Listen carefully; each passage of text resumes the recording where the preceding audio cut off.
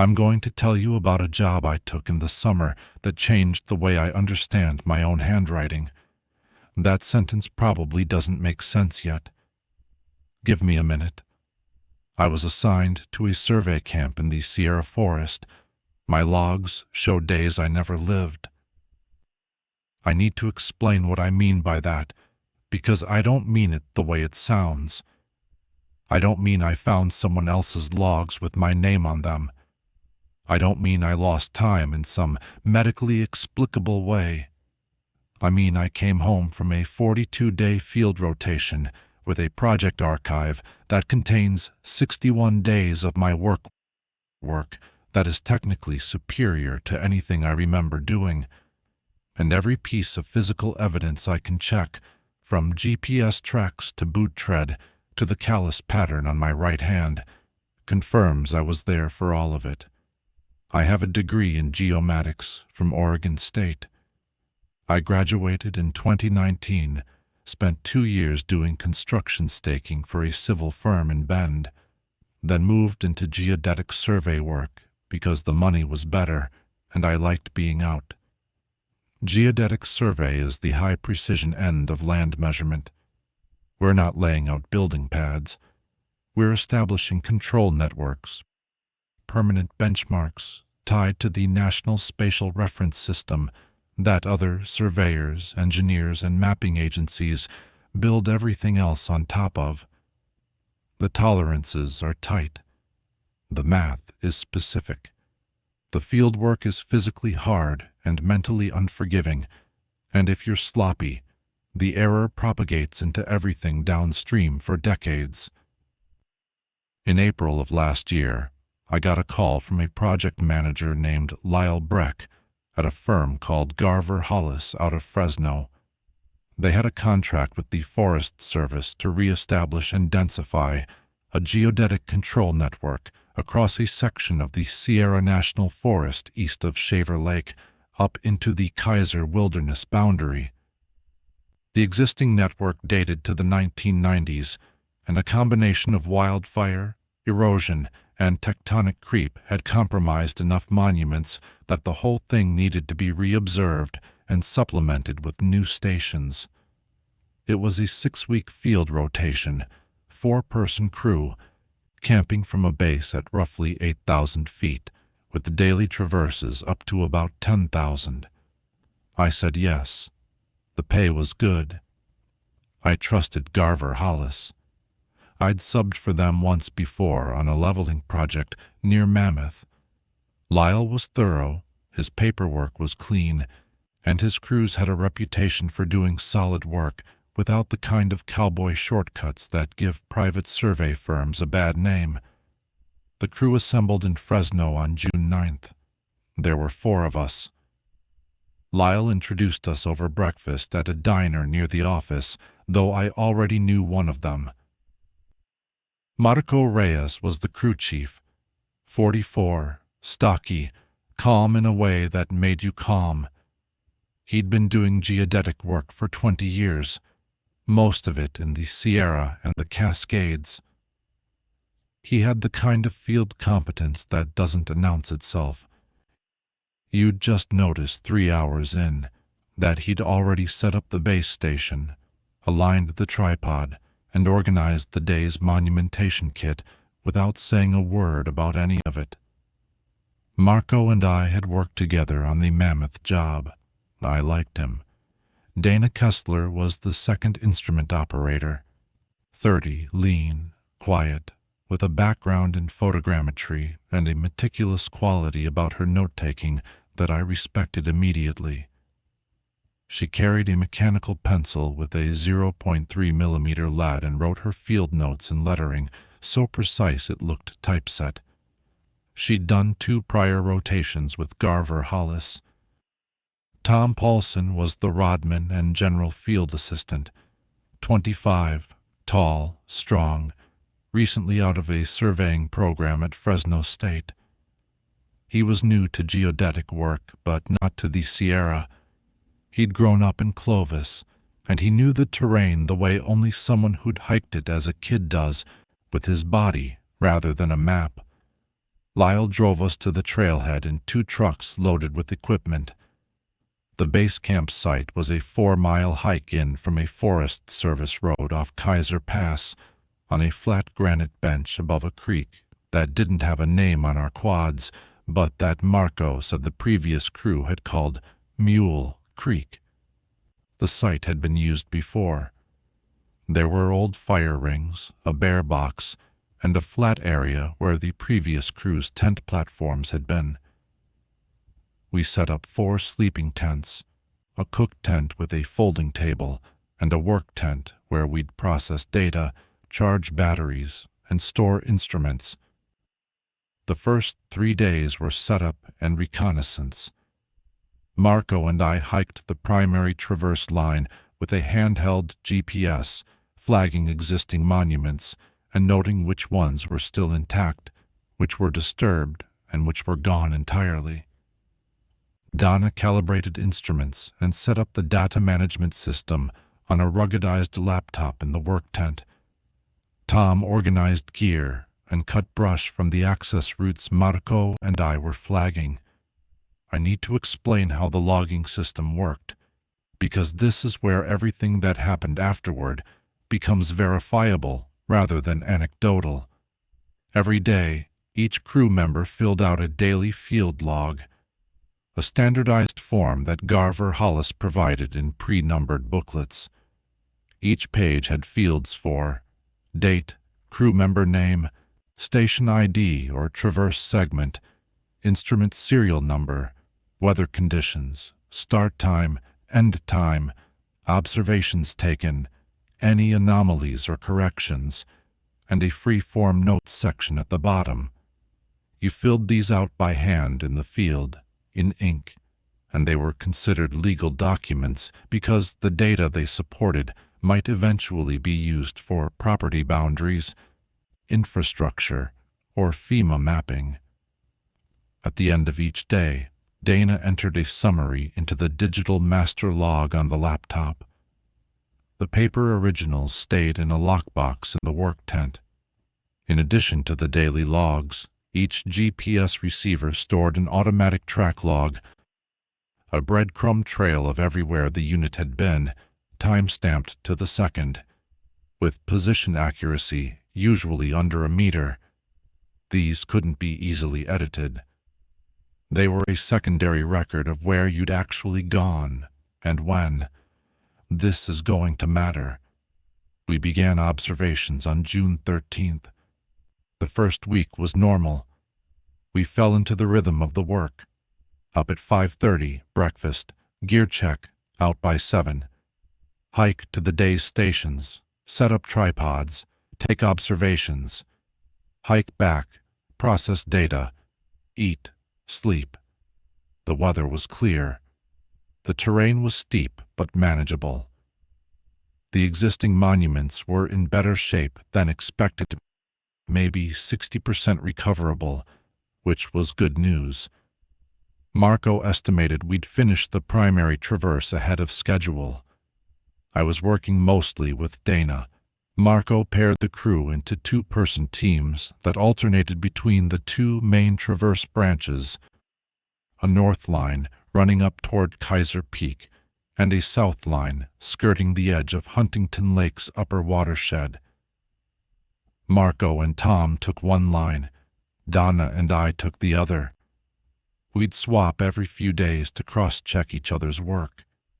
On June 19th, day 7 of the rotation, day 5 of observations, Donna and I were assigned to reobserve a station called KP-14, about 2.5 miles northeast of camp at 9,200 feet. The station had been established in 1994 as a brass disc set in a granite outcrop, and our task was to verify its position, confirm the monument was stable, and tie it into the new network. We got there around 9:30 in the morning. Dana set up the tripod while I cleared brush from the sightlines, and then she said something that didn't register as important for another week. "Someone's already been here." I walked over. She was pointing at the monument. The brass disc was clean, not just intact. Clean. The lichen that should have been growing over a 30-year-old benchmark had been scraped away. The disc had been polished, and next to it, driven into a crack in the granite, was a survey nail with a pink flagging ribbon tied to it. The ribbon was fresh. No UV fade, no fraying. I looked at Dana. She shrugged. Maybe the recon crew from last year got further than the report says. That was plausible. Garver Hollis had sent a 2-person recon team the previous September to assess the network and develop the scope of work for our contract. It was possible they'd cleaned some monuments and flagged them. I noted it in my field log. KP-14 monument cleaned and flagged, possibly by September 2024 recon. And we continued the observation. The data was good. We packed up and moved to the next station. That night at dinner, I mentioned it to Marco. He checked the recon report on the laptop. The September team had covered the South Line only. They hadn't gone anywhere near KP-14. Probably Forest Service, Marco said. They've got their own survey markers up there from the fire mapping. Could have been a GIS crew. Tom agreed. Dana didn't say anything. She was copying the day's notes into the master log. I let it go. There was nothing to hold on to. A cleaned benchmark and a piece of flagging. In the field, you see evidence of other people's work all the time. Old nails, cut trees, spray-painted rocks. The Sierra is not untouched. It just feels that way. 3 days later, Marco and Tom came back from the South Line with a problem. They'd reached a station called HL09, about 3 miles south of camp at the edge of a steep drainage. It was supposed to be a recovery. Find the old monument, verify it, reobserve it. But when they arrived, the old monument was gone. In its place was a new one. A fresh brass disc set in concrete with a stamping that read HL-09R, the R indicating a reset.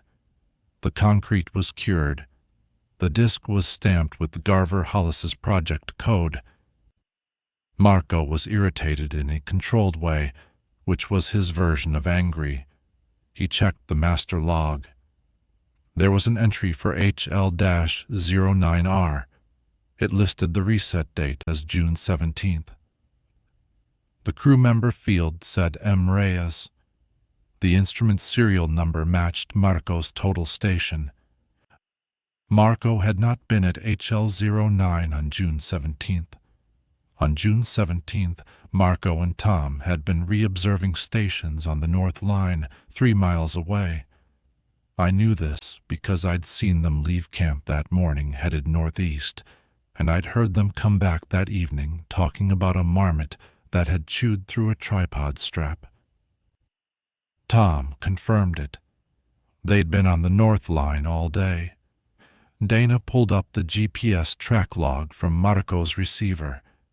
June 17th showed a track running northeast from camp, consistent with the North Line stations. No track going south, no track going anywhere near HL09. So, who set the monument? Tom asked. Nobody answered. Marco's daily field log for June 17th. The paper original in the lockbox. Described his work on the North Line. 2 stations reobserved. Data nominal. No issues. His handwriting. His ink color. His notation style, which I recognized by then.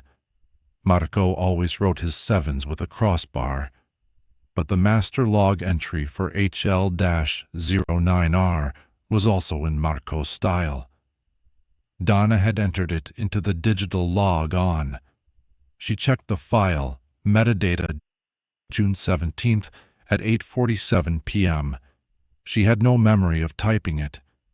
Dana went quiet in a particular way. She opened the lockbox and started going through the paper logs. After about 20 minutes, she found it. A second daily field log for June 17th, filed behind the one Marco had written. Same form, same pre-numbered sequence from Marco's booklet, describing a full day of work at HL09, monument recovery, determination and that the original was compromised, decision to reset, concrete mixing, disc setting, initial observations. The handwriting was Marco's. The level of detail was Marco's. The instrument serial number was Marco's. There were now 2 original field logs for the same crew member on the same day, describing work at 2 locations 15 miles apart. Marco read the second log 3 times. Then he put it down and said, "That is my handwriting." I believed him. I'd seen enough of his logs by then to recognize them. But what I want you to understand is that believing him didn't make the situation less wrong. It made it worse. If it had been a forgery, we'd have had a problem with a clear shape. Someone was tampering with our records. But this wasn't a forgery. This was an original document in a numbered sequence, written in real ink by a hand that matched Marco's at a level of detail that included his idiosyncratic way of noting magnetic declination. Nobody slept well that night. The next morning, Marco made a decision. We would hike to HL09 and physically verify whether the reset monument existed. If the brass disc was there, set in cured concrete, then the work described in the second log had actually been done by someone, using Marco's instruments, under Marco's name. It took us most of the day. HL09 was in rough terrain. A steep, rocky drainage where the old station had been placed on a ledge with good sight lines up and down the canyon. We got there around 1 in the afternoon. The monument was there, brass disc stamped HL-09R, set in concrete, leveled, aligned. Marco knelt beside it and ran his thumb across the stamping. He checked the concrete. It was fully cured, at least 10 days old at that altitude, given the temperature and humidity. That was consistent with a June 17th set date. The observation data recorded in the phantom log matched the physical setup. The height of instrument, the orientation of the back sight, the reflector height. All of it corresponded to the actual conditions at the station. Tom said, "Maybe there's another crew." Dana shook her head. "There's no other crew. I checked the project schedule before we left Fresno. We're the only contract on this section. Forest Service doesn't have anyone in the Kaiser right now." I was standing about 10 feet from the monument, looking at the ground. There were boot prints in a patch of decomposed granite near the base of the ledge. They were partially weathered but still readable. I crouched down and looked at the tread pattern. Then I looked at the bottom of my own boot. They were mine. Salomon X Ultra 4. The lug pattern was distinctive. I'd know it anywhere because I'd been staring at my own tracks for 2 weeks. I hadn't been to HL09 before that moment. I was certain of this. I checked my own field logs.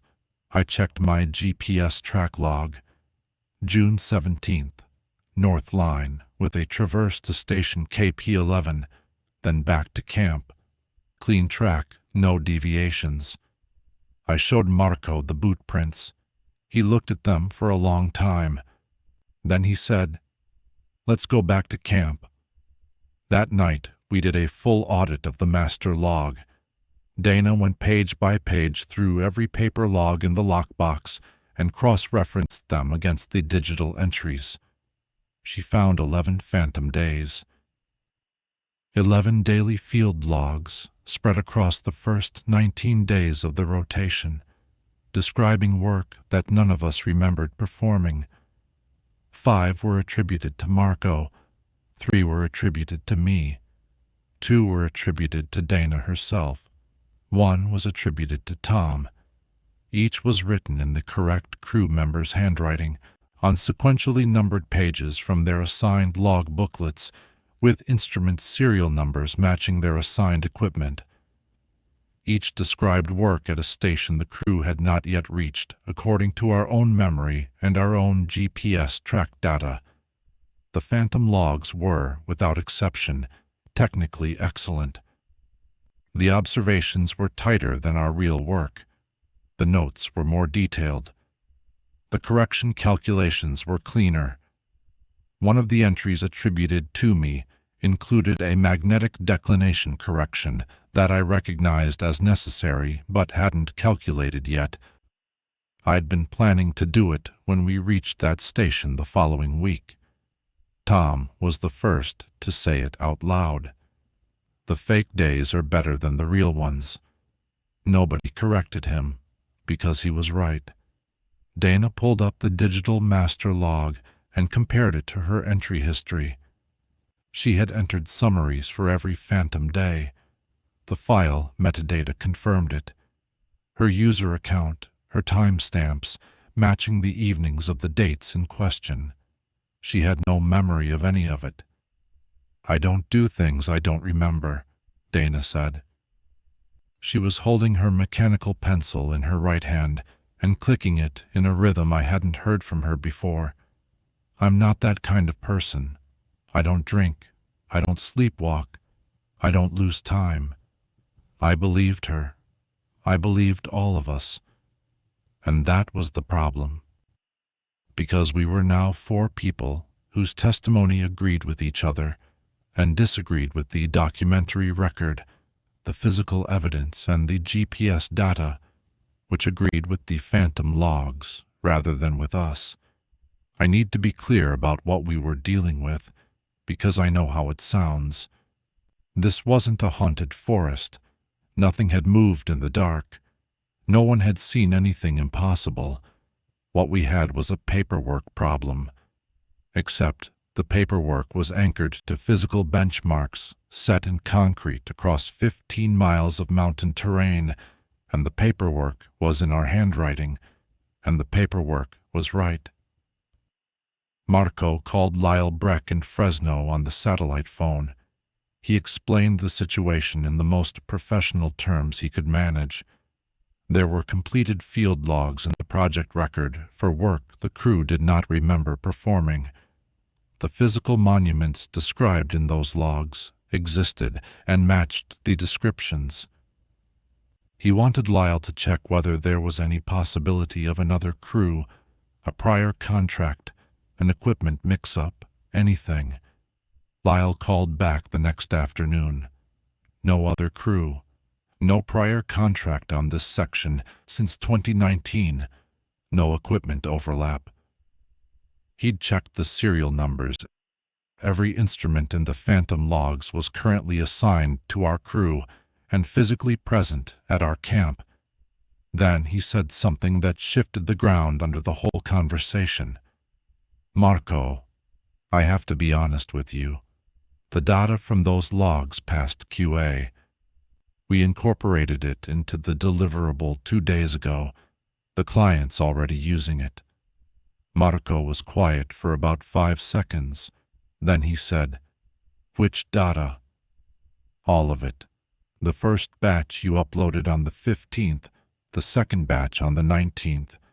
It's some of the cleanest geodetic work I've seen from a field crew in 5 years. We hadn't uploaded anything." Dana checked the laptop. 2 data packages had been transmitted to the Fresno server via satellite link on June 15th and June 19th. Both transmissions were logged under Dana's user credentials.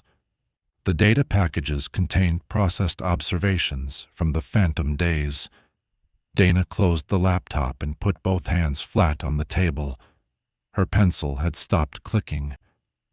"Lyle," she said, "we didn't send those." There was a long silence on the satellite phone. Then Lyle said, "The data's good, Dana. Whatever's going on with your scheduling confusion, the data is good. Just keep working the plan. We'll sort out the logs when you come in." He hung up. "Scheduling confusion," Tom repeated. Marco stood up and walked out of the work tent. I followed him. He was standing at the edge of the granite bench, looking down at the creek. The water was low. The sky was getting that deep cobalt it gets at 8,000 feet when the sun drops behind the ridge. "The work is real," Marco said, not to me specifically. "The monuments are real. The data passed. The client is using it." "Yeah. So either we're doing work we don't remember, or someone who knows our handwriting, our instruments, our correction methods, and our boot sizes is doing it for us, and doing it better than we do." I didn't have an answer. Neither did he.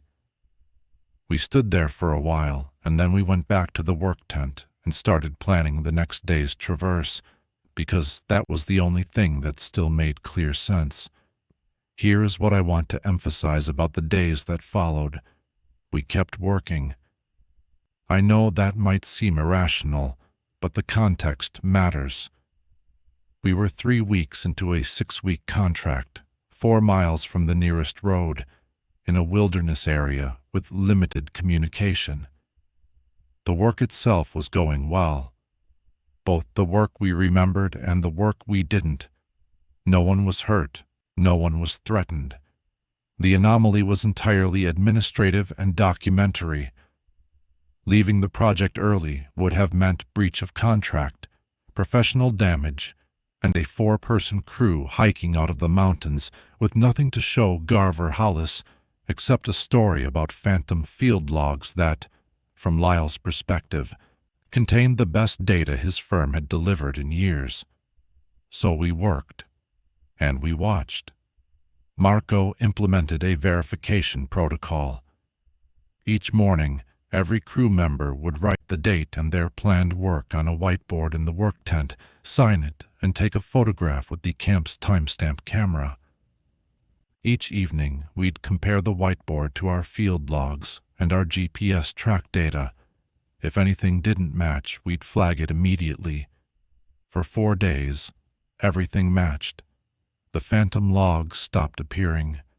The lockbox contained only the logs we remembered writing. The GPS tracks showed only where we remembered going. Dana's laptop showed no unauthorized transmissions. On June 27th, day 15, the whiteboard said I was going to station KP-19 with Donna on the North Line. We went. We did the work. We came back. I wrote my field log. Donna entered the digital summary. We photographed the whiteboard. Everything agreed. That night, after dinner, I went to the work tent to charge my headlamp. The lockbox was on the table. It was supposed to be closed and latched. It was open. Inside, filed in sequence behind my Day 15 log, was a second daily field log for June 27th. My handwriting, my booklet page number, the next one in sequence, which I hadn't used yet. It described a full day of work at Station HL-22 on the South Line, 6 miles from where I'd actually been. I read it standing up in the tent, and I want to describe what I felt, because it wasn't fear. Not exactly. It was a kind of professional vertigo. The log was meticulous. It described conditions at HL-22 that I couldn't verify because I'd never been there. The angle of the rock face, the orientation of the sightlines, the soil type around the monument base. It included a note about adjusting the tripod height to compensate for a slight list in the outcrop, which is exactly the kind of field decision I make instinctively and don't plan in advance. It was a note I would write. It was a thought I would have, but I hadn't had it. I found Marco. He came to the work tent. He read the log. He checked the lockbox. His own logs were in order. No phantom, just mine. "Check the page number," he said. I looked. The phantom log used page 47 from my booklet. My real log for that day was page 46. The next unused page in my booklet should have been 47. I opened my booklet. Page 47 was missing, cleanly removed, not torn. The perforation was intact. It had been pulled out carefully, the way you'd remove a page to use it. Someone, or something, had taken the next page from my booklet, written a full day's field observations in my handwriting, and filed it in the lockbox while the camp was occupied. Marco and I woke up Dana and Tom. We searched the camp. Nothing was disturbed. No footprints outside the perimeter we hadn't made ourselves. The bear box was latched. The food was untouched. The GPS receivers were in the equipment case, and the track logs showed no movement since we'd returned to camp. Tom suggested we hike to HL-22 the next morning. We did. The monument was there. New brass disc, HL-22R, set in concrete, cured. The observation setup described in the phantom log matched the physical conditions exactly, and in the dirt beside the monument, half covered by pine duff, I found a pencil, a mechanical pencil, 0.3 millimeter lead. Dana took it from me. She turned it over. There was a small scratch on the clip. She'd told me about it during the first week, a mark she'd made to distinguish hers from an identical model she'd owned previously. It was her pencil. She checked her vest pocket. Her pencil was there. She was holding two identical mechanical pencils, both with the scratch on the clip. She put them both in her pocket without saying anything. That was the day the tone changed. Not to panic. We were all too professional for that, and there was no immediate physical danger. But the ambient trust that holds a field crew together, the unspoken agreement that you all inhabit the same version of the day, had cracked. We were now a crew that had two versions of its own work, and the version we didn't remember was the one the outside world was using. Over the next 5 days, the phantom logs accelerated. They appeared every night, always filed in the lockbox, always on the correct crew member's next available page, always describing work at stations the real crew hadn't reached yet, always technically precise, always including details that could only come from actually being at the site. A wasp nest on a particular tree, a crack in a particular rock, the GPS constellation visible from a particular clearing. And every time we verified one, it was correct. The station was there. The monument was set. The conditions matched. Dana began keeping a private parallel record in a notebook she carried in her jacket. She wrote down everything she actually remembered doing each day, separate from the official logs. After 3 days, she showed it to me. "Look at my handwriting," she said. I looked. In the first few entries, her private notes were written in her normal hand, precise, architectural, slightly rigid. By the third entry, the lettering had relaxed. It looked more natural, more fluid. It looked, in fact, more like the handwriting in the phantom logs attributed to her. "I'm not doing it on purpose," she said. "It's changing on its own." I checked my own handwriting against the phantom logs. The comparison made something in my chest tighten. My real logs and the phantom logs had always been similar, because they were both ostensibly mine. But over the course of the rotation, my real handwriting had been drifting, not toward the phantom writing away from it. My actual logs were getting slightly sloppier, slightly less controlled. The phantom versions maintained a consistent quality that looked like my best work on my best day. It was as if the real me was degrading and the other me was holding steady. Marco noticed it too in his own logs. "I'm getting worse," he said simply, "and it's getting better. On July 2nd, day 20, I did something I hadn't planned. I woke up before anyone else, around 4 in the morning, and went to the work tent alone. I opened the lockbox. I counted the logs. Then I sat in a camp chair in the dark and waited. I don't know what I expected. A figure entering the tent, a hand reaching for my booklet, some visible evidence of the mechanism. I waited until 5:15 when Marco's alarm went off in his tent. Nothing happened. No one entered the work tent. No sound, no movement, no light.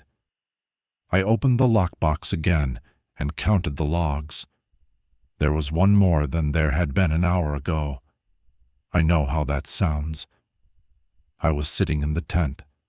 The lockbox was on the table in front of me. I didn't see anyone open it. I didn't hear anything. But the count was different. I had counted 38 logs at 4 a.m. At 5:15, there were 39. The new log was attributed to Tom. It described work at a station called KW03 inside the Kaiser Wilderness boundary, about 4 miles northeast of camp. The work date was July 2nd, today. The log described observations that hadn't happened yet. A full day of work at a station the crew had scheduled to visit next week. I got Marco. I got Donna. We read the log together. Then we looked at the day's schedule on the whiteboard. Marco and Tom were supposed to go to the South Line. Dana and I were supposed to reobserve a station called KP21 on the North Line. "What if we go to KW03 instead?" I said. Marco looked at me. "If the log says Tom does a full day at KW03 today, and Tom actually goes to the South Line like we planned, then we can see what happens. Is the monument already there? Does it appear during the day? Does the log change?" Dana said, "And if it's already there, then we know the logs are ahead of us. They're not recording what we did. They're recording what we're going to do, or what some version of us already did." Marco made the call. He and Tom would go to the South Line as planned. Dana and I would go to KW03. The hike took 3 hours. KW-03 was in a high basin above the tree line, on a knob of granite with panoramic sightlines, the kind of site a surveyor would choose. I knew this because I'd studied the quad maps and identified it as a good candidate station during the planning phase. We reached the GPS coordinates at 10:15 a.m. The monument was there. Brass disc, KW-03R, concrete base, cured. Observation data in the phantom log, confirmed by physical setup. The tripod socket was oriented exactly as described. The sightlines had been cleared of the single lodgepole that the log mentioned obstructing the northeast bearing. That lodgepole was on the ground, cut clean with a bow saw. The sawdust was dry but recent. No one on our crew carried a bow saw. We used folding saws for light brush clearing, and those leave a rougher kerf. This cut was smooth, professional. I sat on the granite next to the monument and opened my pack. I drank water. I looked at the view. The whole Kaiser drainage laid out below us, Huntington Lake a silver shape to the south, the Ritter Range visible far to the east. It was beautiful. It was exactly the kind of view I'd want from a station I'd set up myself. Donna was kneeling by the monument, examining the concrete base. She had a small ruler out and was measuring the disk's set depth. 22 millimeters, she said. What's the log say? She checked. 22 millimeters. I started laughing. Not because it was funny, because the precision was so perfect, so exactly right, that the absurdity of our situation compressed into something my body processed as humor. Dana didn't laugh. She put the ruler away and said, "We need to talk to Marco about ending the project early. Lyle won't allow it. Lyle is using data from days that didn't happen. Lyle thinks they did happen. As far as Lyle knows, we're producing the best work of our careers." Dana looked at me with an expression I hadn't seen from her before. Not fear, something closer to insult. I don't care what Lyle thinks. I care that I'm holding a pencil I never lost, looking at a monument I never set, and reading observations I never took. And they're better than mine. That was the crux of it, and Dana had put her finger on it more precisely than any of us had managed. The horror was not that something impossible was happening. The horror was that the impossible thing was doing our jobs better than we could. It wasn't malicious. It wasn't threatening. It was competent. And competence, in a field where your professional identity is built on precision, is the one thing you can't argue with. We hiked back to camp. Marco and Tom were already there. We told them about KW-03. Marco listened, then told us what had happened on the South Line. They'd reached their target station, HL-15, and found it already observed. But not by a phantom, by Tom. Tom had been there, physically, with Marco, and had completed the observations. But on the hike out, when Tom went to write his field log, he couldn't remember the observation sequence. He remembered hiking in, setting up, and then, his word, skipping, like a scratch on a record, he was suddenly writing the log at the end of the day, in camp, and the observation period in between was smooth and blank. Marco had been standing next to Tom the entire time. He confirmed Tom had been present, alert, and technically proficient for the full observation session. They'd had a conversation during the setup about the upcoming NFL season. Tom remembered none of it. "Did you check his field log?" I asked. Marco handed it to me. Tom's log for the day was complete, detailed, and technically perfect. It was also better than Tom's usual work. His normal handwriting was slightly loose, slightly hurried. The hand of a young surveyor still building habits. This log was clean, controlled, and precise. Tom was sitting on a rock outside the work tent, holding his hands in front of him, looking at them. "That's not how I write my fours," he said. "I always close the top. That log has open fours." He was right. It was a tiny thing, but it was the kind of thing you know about your own handwriting, the way you know which pocket your keys go in. Tom's fours were closed triangles. The log's fours were open, like little flags. The handwriting was Tom's in every other respect. Letter spacing, slant, the way he connected his lowercase they, but the fours were wrong. Wrong for Tom. But I'd seen open fours like that somewhere before. I went to the lockbox and pulled out the phantom logs attributed to Tom from the earlier weeks. Open fours. All of them. The phantom version of Tom's handwriting had always used open fours, but none of us had noticed because we weren't looking for single character discrepancies. Then I checked the phantom logs attributed to me. I went through them slowly, comparing them to my own real logs character by character. It took an hour. Dana and Marco did the same with their own. We each found one difference, one consistent, tiny deviation between our real handwriting and the phantom version. For me, it was the lowercase g. I looped mine closed at the bottom. The phantom version left the loop open.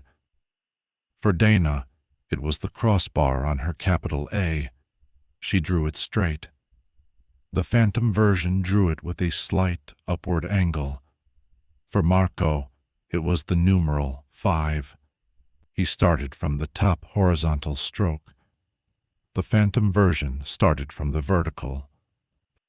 4 crew members, 4 handwriting deviations, each one small enough to miss unless you were looking, each one consistent across every phantom log attributed to that person. This was not a forgery failing to match us. This was something that had its own version of each of us, almost identical, microscopically divergent. The differences weren't errors. They were signatures. The phantom writer wasn't pretending to be us. It was being itself, and itself was us, minus 1 stroke. We stopped working the next day. Not officially. We didn't call Lyle, didn't declare a stoppage. We just didn't go into the field. We stayed in camp. We talked.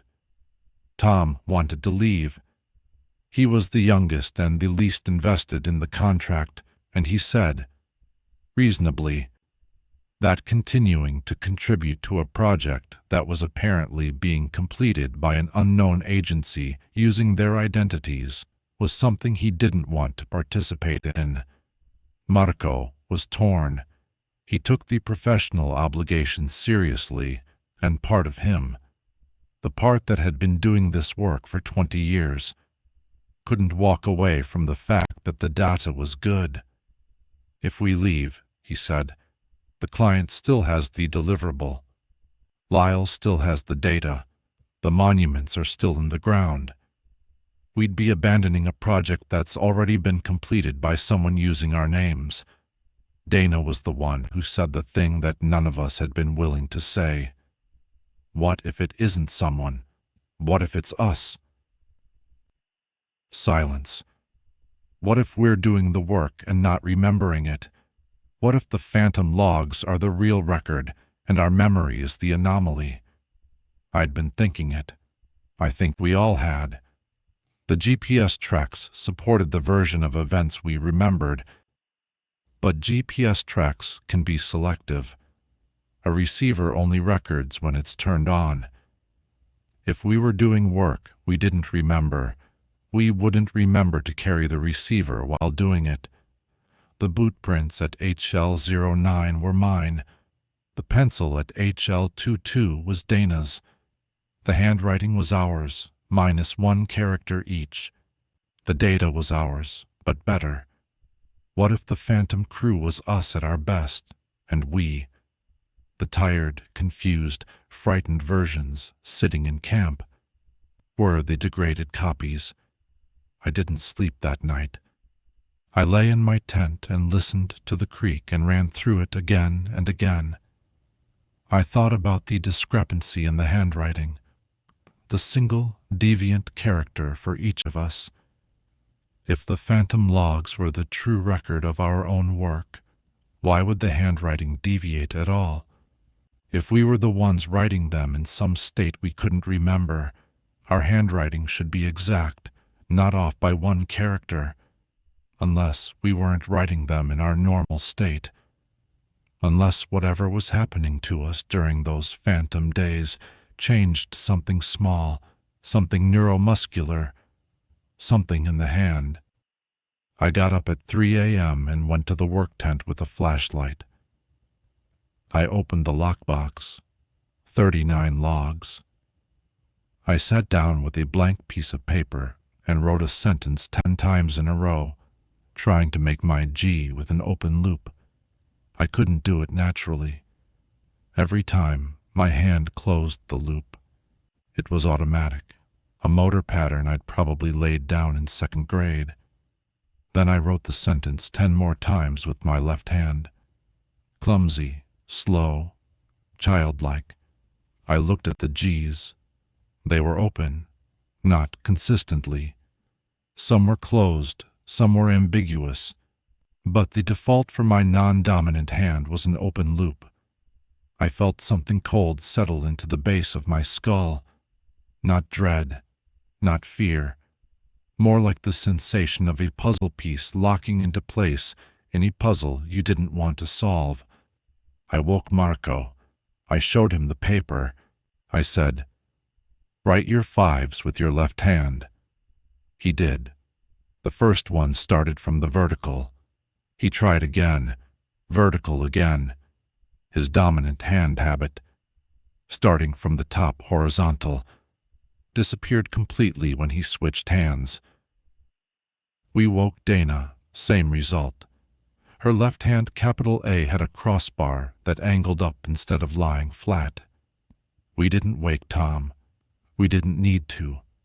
Whatever was writing those phantom logs was using our hands, our left hands, and it was doing geodetic fieldwork with our non-dominant hands to a standard higher than we achieved with our dominant ones.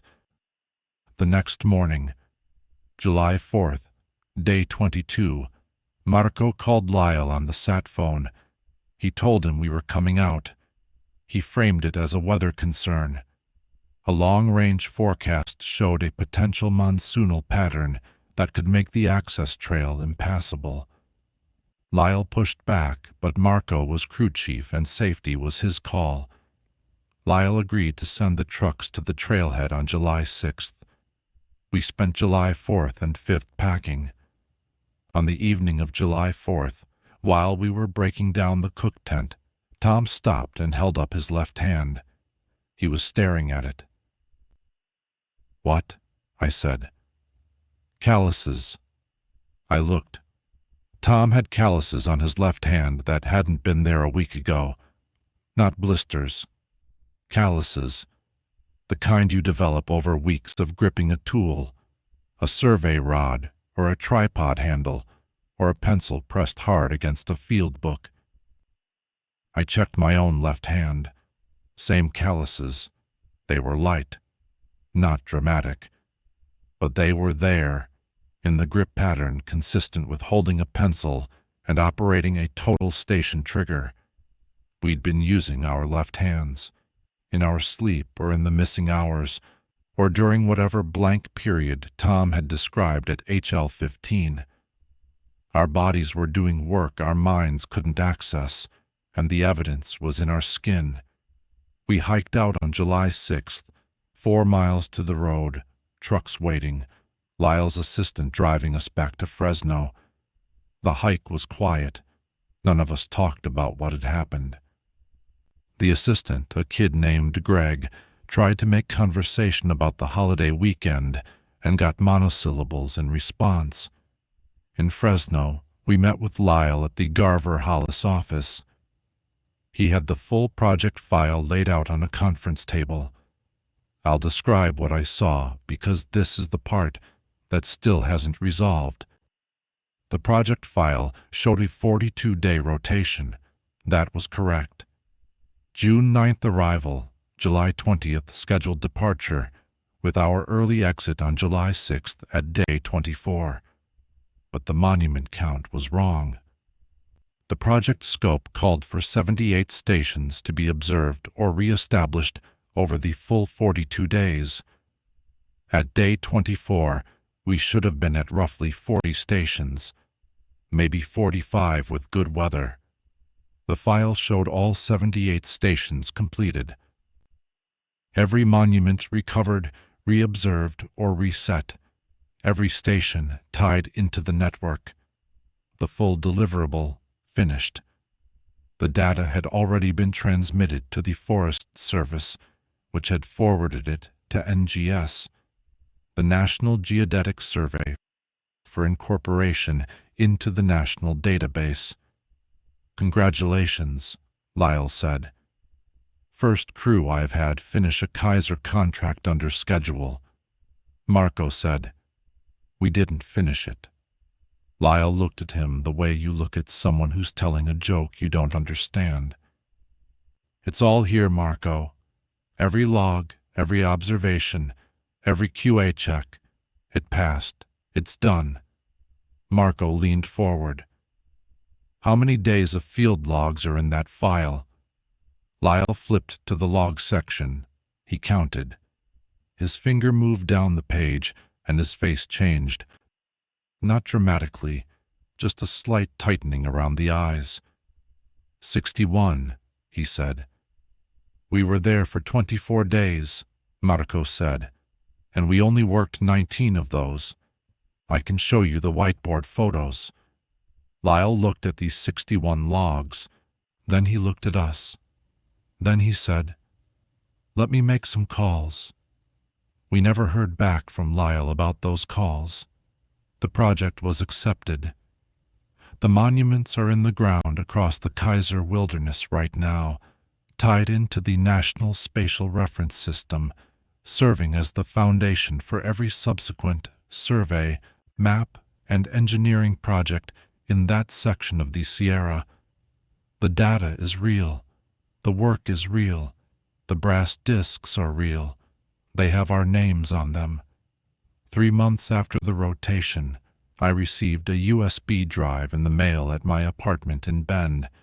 No return address. The postmark was Fresno.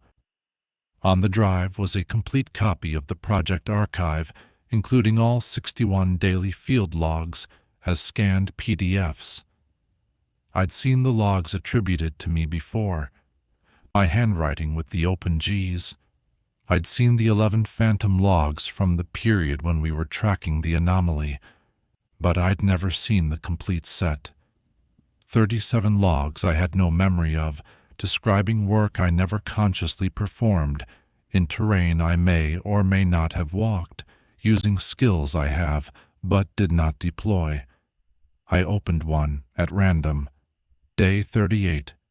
My name in the crew member field. Station KW11, on a ridge above Evolution Valley at 10,800 feet. The log described a 5-hour observation session in clear weather with moderate wind. It noted a golden eagle circling the station at midday. It referenced a correction for atmospheric refraction that I'd been meaning to recalculate but hadn't gotten around to. The correction value was right. I checked it twice. I kept reading. Day 42, Day 48, Day 55. Each one was a day I never lived, doing work I'm trained to do, in a place I've never been. And each one was better than my best day in the field. I called Marco. He'd received the same USB drive. So had Dana. Tom had not. He'd moved to Colorado and changed his address, and when I reached him by phone, he said he didn't want to talk about it. Marco and I spent a weekend going through the archive. We compared the phantom work to the real work, station by station, observation by observation. The phantom data was consistently tighter. The standard deviations were smaller. The redundant observations were more efficiently distributed. Whoever, or whatever, was doing the work in our names was not just competent. They were better than us. Then Marco found something I hadn't noticed. In the phantom logs attributed to him, starting around day 30, there was a recurring note in the freeform section at the bottom of each page. A single line in Marco's handwriting, with the vertical first fives. That read, "Primary crew aware. Adjusting schedule." It appeared in 6 logs.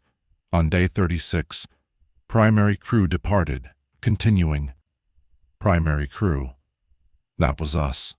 We were the primary crew, and the phantom, the version of us that wrote with our left hands, set monuments we never remembered setting, produced data that passed national-level QA, called us that. As if we were the initial attempt, the first draft, and they were the revision. I haven't been back to the Sierra. I'm writing this from my apartment in Bend, and it's October, and the leaves on the aspens along the deschutes are turning yellow, and I can see them from my kitchen window. Ordinary things. I notice ordinary things more now. Last week I was signing a check for rent to my landlord, and I glanced at my signature, the G in my last name, the loop at the bottom. It was open. I put the pen down. I picked it up with my left hand and signed again. The signature was smoother, more controlled, more legible. I sat at the kitchen table for a long time. The Sierra survey is over. The monuments are in the ground. The data is in the national database. My name is on 61 days of precision geodetic work, and I remember 19 of them. The version of me that did the rest is more accurate, more thorough, and more consistent than the version writing this. And the gap between us is closing, not because I'm getting better, but because the handwriting differences are disappearing. My G's are opening. Marco says his 5s are changing. Dana hasn't responded to my last 2 emails. I keep a private log now. Every day I write the same sentence in a notebook. I am the primary crew. I write it with my right hand. I write it with full attention. I close every loop. But last Tuesday I found a page in the notebook I don't remember writing. The sentence was the same, but the handwriting was cleaner.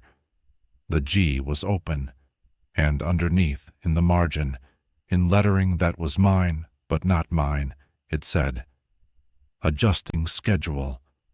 I have 61 days of my professional life documented in a file on a USB drive, and I did not live them.